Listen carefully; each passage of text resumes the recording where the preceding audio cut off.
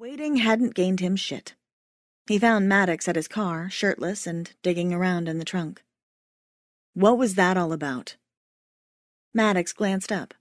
The closed expression on his face let Hawk know this would be a useless conversation. Maddox shrugged. You were horny. I helped you out. No big deal. No big deal. Hawk's brain latched onto those 3 tiny words and repeated them like a mantra.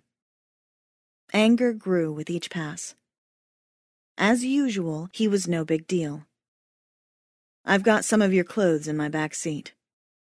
Hawk couldn't believe how calm he sounded. Surely that wasn't his voice. Maddox didn't seem to notice anything off. You should throw them out. Hawk ran his hands through his hair, beyond frustrated. The guy couldn't give him an inch. Not ever. At least take my shirt, so you'll have something. It's my fault you're without, and I can go home, whereas you still have to work. Maddox still wouldn't look at him. He slammed the trunk closed. Nah, it's cool. He flashed a fake smile, not meeting Hawk's gaze. Everyone likes me better this way anyhow. He smoothed his palm across his bare chest, emphasizing his point.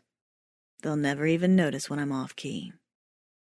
Hawk wanted to punch him in the throat. Maybe then Maddox would understand what it was like to be incapable of drawing a single breath. The way Hawk couldn't whenever he was around. When he didn't take the bait, Maddox finally met his gaze.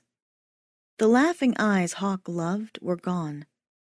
This man was a stranger, one Hawk had allowed to break him over and over again. Tonight was different. There was no love in Maddox's eyes. Perhaps there never had been, and Hawk had only ever seen what he wanted. There was no anger, as he'd always suspected there would be. They didn't end in a huge bang of fanfare. Hawk was simply done. He'd fought and loved until Maddox had taken every drop, leaving him with nothing. This man would never care for him.